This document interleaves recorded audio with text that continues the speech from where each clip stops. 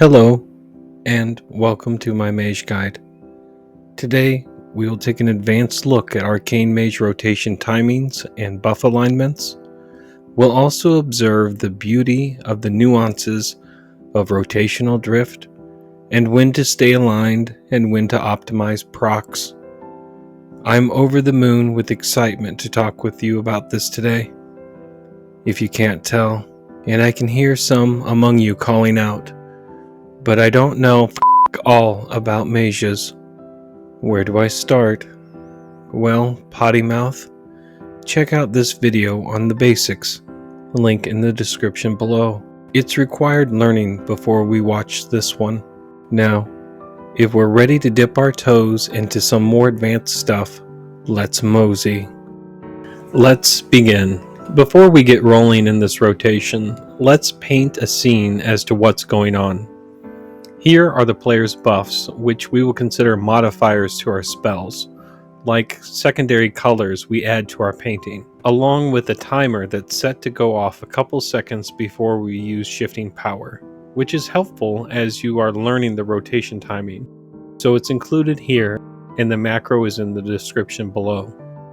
Also, to answer a frequently asked question, this icon here will expand or collapse your buffs when you click on it, for long-term to short-term buffs. Here it is set for short-term buffs, which will be the focus of today's lesson. Touch of the Magi, Arcane Surge, and Shifting Power are what I call lockstep cooldowns, meaning these three spells must be kept in alignment or our timing will suffer and begin to heavily drift. We will call these three our canvas tripod to hold our beautiful painting. And over here are the core elements of the rotation. These will represent our primary colors we are using to paint on our canvas.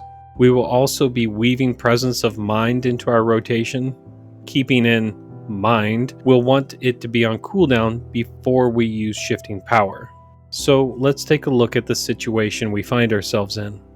The player is currently casting arcane missiles and has 2 stacks of clear casting, which tells us the player was dumping a stack of clear casting so as not to overcap on clear casting stacks. We can also observe the canvas tripod and the order they were used. First, Touch of the Magi into an Arcane Surge, and after the Arcane Surge buff has expired, they used Shifting Power to produce the alignment you see here, and Presence of Mind is about to come off cooldown. They are consuming Nether Precision with Arcane Blast and will need to double missile to avoid a possible clear casting overcap. Now they palm into 2 blasts and continue a standard rotation.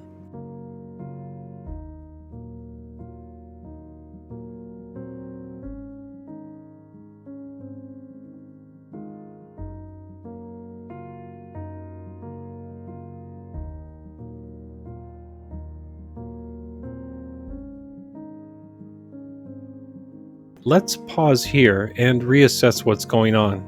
They are about to release their charges and enter into a 3 to 4 blast cycle of mana conservation. Note your tripod. Can we fit 4 blasts and a barrage into 9 seconds? Remember, we need to get charges and spend charges before we use Touch the Magi again. Also, let's note the time in which the player entered a conservation phase. With well-balanced stats that's a little light on haste, typically speaking, 15 seconds and under is a mana warning zone. Keep a close eye on your mana and what steps will be needed to keep it pumping. Take note of your personal mana warning zone, as it will differ from dungeon to dungeon. And remember, always be drinking. Let's see what happens next.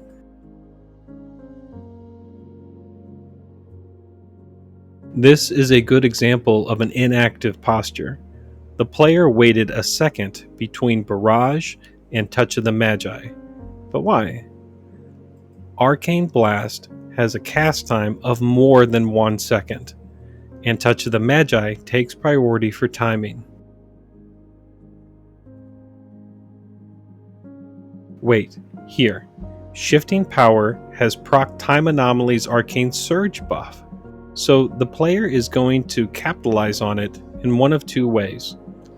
Use clear casting and palm 2 arcane blasts, or, as we'll see here, use a clear casting into barrage.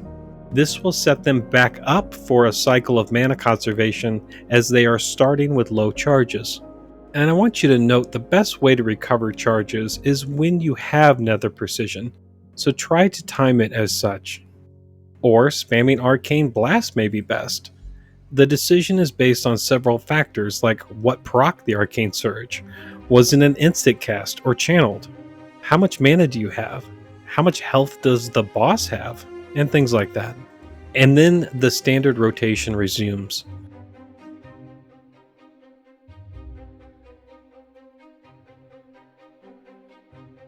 Note the use of barrage before using Touch of the Magi.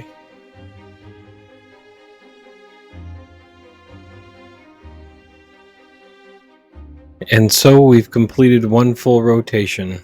Now let's see what that looks like at normal speed.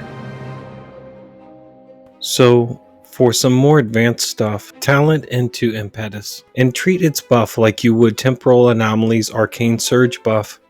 Use Nether Tempest as a global cooldown buffer to help realign your 3 main cooldowns. Try practicing estimating your rotational drift. Some tips for this are: manage your haste.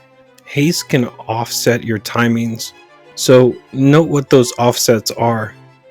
Also, more haste means more conservative gameplay. It can be challenging to keep mana during a PI and time warp, so while still keeping your main cooldowns locked in place, keep Arcane Orb on cooldown and conserve what mana you can. Crowd control will offset your cooldown timings as well. This is the leading cause for rotational drift. So if you know that in a dungeon you will be using about 2 Dragon's Breath and 2 Blast Waves before the next boss, note the possible offset that may cause, wherein you have a choice between keeping things aligned or stunning a group of baddies. AoE stuns and your contribution to the group supersedes your deep desire to keep perfect timing. And finally, reserve a charge of ice flows if you know you're going to be moving and Arcane Surge is coming off of cooldown. In conclusion, knowing these rotation timings will help guide you into other spec variations you choose, and also help you transition into a ramping spec that has more of a rigid rotation structure. I cannot stress enough how important it is to try new specs. Experiment with new spells like Supernova and branch out a bit. Try the unknown and explore the exciting world of Arcane Mage. I sincerely hope I've been able to shed some light on the Arcane spec today. If you enjoyed the video, please consider subscribing to my channel. And remember, simple things combine to make more complex things. So let's keep on keeping it simple.